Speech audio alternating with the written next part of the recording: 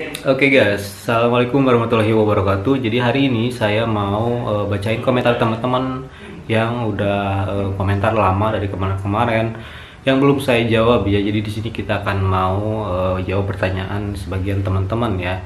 Jadi untuk yang lain belum saya jawab komentarnya, mohon maaf ya, belum sempat ya. Jadi kemarin habis lebaran dulu, jadi saya belum sempat bikin video juga. Dan saya ucapkan dulu mohon maaf lahir batin ya kalau misalkan ada salah-salah kata, ada perilaku yang kurang enak di teman-teman kayak gitu guys ya. Kita mau jawab beberapa komentar yang ada di YouTube saya guys ya. Oke, di sini ada yang pertama ya. Contoh judul skripsi ya di video saya ini. Pertama ada dari Hari, Kak. Kalau cari judul berarti kita sudah ada tempatnya ya. Jadi kalau kita mau cari judul itu otomatis kita harus memikirkan dulu hobi kita ya, tujuan kita membuat judul itu untuk apa, manfaatnya. Karena kalau kita nggak yakin terhadap judul tersebut yang akan kita buat, maka kita tidak akan sepenuhnya tereksplor ke skripsi atau ke alat ya nantinya kalau misalkan di elektro kayak gitu guys ya. Kalau bagi saya di sini kita itu harus benar-benar memahami ya target judul yang akan kita buat ya. Contoh dari kesukaan kita, minat kita, bakat kita terhadap judul tersebut, karena nanti di sana kita akan memperjuangkan habis-habisan si judul tersebut kayak gitu. Entah dari sumbernya, kemudian dari kalau buat alat ya buat alatnya ya kayak gitu. Kalau misalkan kita senang suka terhadap judul tersebut, kepada alat tersebut, maka kita akan senantiasa untuk dinomorsatukan ya. Meskipun nanti ada beberapa kesulitan, itu kita akan bisa menerimanya ya, sekalipun di sidang nanti kita akan dipermudah kayak gitu guys ya. Jadi intinya kita akan bisa menjawab pertanyaan-pertanyaan dari dosen kayak gitu, karena kita bisa senantiasa menerima apa yang kita ingin buat kayak gitu ya. Dari Zahra Inex ya, di sini mau tanya bang, aku transfer nitip rekening orang katanya, cuma yang punya rekening nggak ada, belum pulang, itu cara ngambilnya gimana bang ya. Jadi untuk Teh Zahra, kalau transfer uang ke orang lain menggunakan rekening orang lain juga itu harus standby orangnya, karena sekarang itu gak bisa ambil uang di rekening orang lain secara secara langsung, karena itu dilindungi hukum dengan kuat ya. Jadi kalau misalkan kita mau transfer atau ngambil uang, itu pasti kan orang yang mau ditipi uangnya tersebut yang akan ditransfer dan menerima uangnya itu harus benar-benar standby ya. Jadi nggak bisa ya, jawaban dari saya itu nggak bisa, belum bisa untuk diakalin ya. Selanjutnya ada Alpin Febrianto ya. Di sini Bang Joki skripsi teknik elektroga yang bikin alat ya. Saya biasa bikin alat skripsi ya. Kemudian lanjut, Bang punya saya Quick 858 D, angin kurang kencang sama kurang panas Bang, padahal temperatur mentok di 500 dan kipasnya juga dipulkan bang ya. Jadi di sini kendalanya mungkin kipasnya ada udah full ya, kemudian panasnya tidak keluar ya, meskipun di potensio udah dinaikkan, ditinggiin ya. Ada kendala pengalaman saya itu di bagian PWM-nya ya. Jadi PWM yang mengatur kecepatan ke MOSFET ya. Jadi MOSFET tersebut akan mengirimkan tegangan atau membuka tegangan besar atau kecilnya kepada heater atau pemanasnya ya. Jadi untuk Bro Adi Kipo bisa cek dulu di bagian PWM atau buka tutup tegangannya di MOSFET-nya ya. Biasa pakai BTA 16 atau BTA berapapun itu sama aja, itu sistemnya buka tutup tegangan ya, besar kecilnya ya. Lanjut lagi ada Aco Evanwil ya.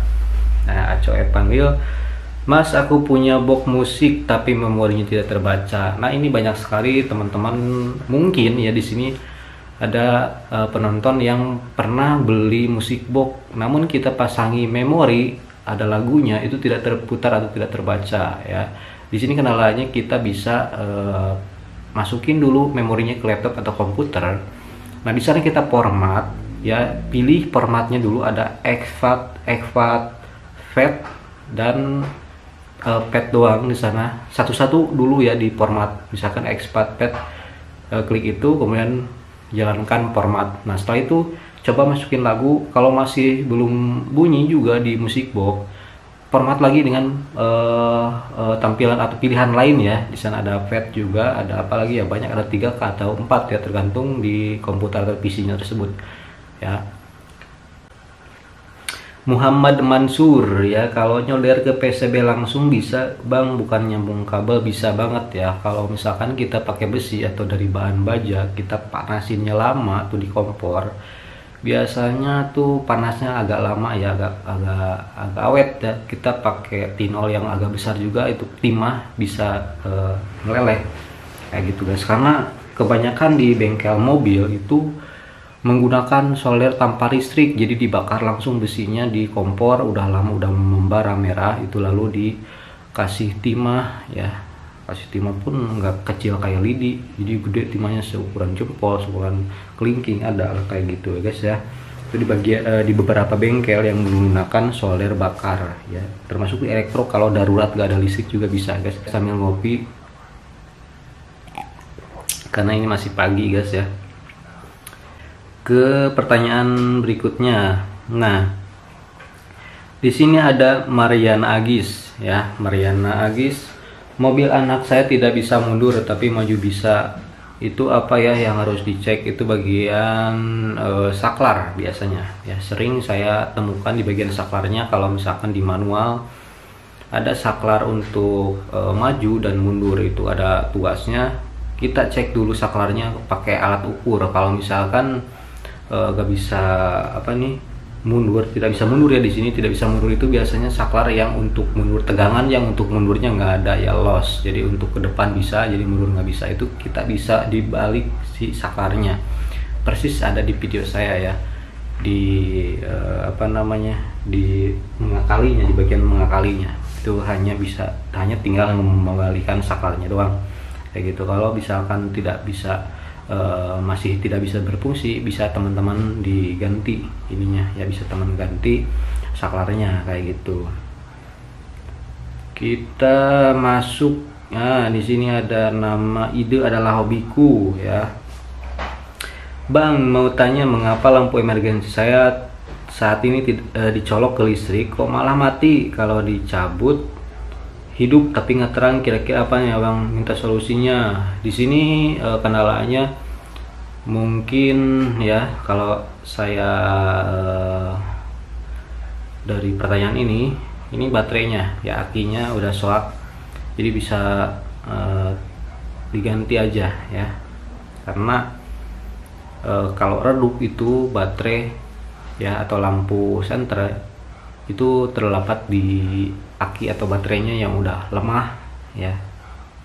Kalau enggak di bagian pengisian baterainya itu tidak perlu, meskipun kita ganti dengan baterai atau aki yang baru, kalau misalkan tegangan ke baterai atau chargernya ke baterai ya, jadi kurang besar tegangan yang disesuaikan. Misalkan ini baterainya pakai yang 6 volt, kalau misalkan tegangannya kurang dari chargernya, misalkan 5 volt ya, itu nggak bakalan full baterainya, jadi bisa redup tegangan yang ke shape-nya. Biasanya untuk standar untuk shape baterai, tegangan ke baterai, ke aki atau ke baterai ya, sama aja. Untuk yang 6 volt itu harus di atas 6 volt, misalkan kasih 7 volt, 7,5 volt, itu untuk standar ya, bisa ngisi ke aki kering. Basah juga sama.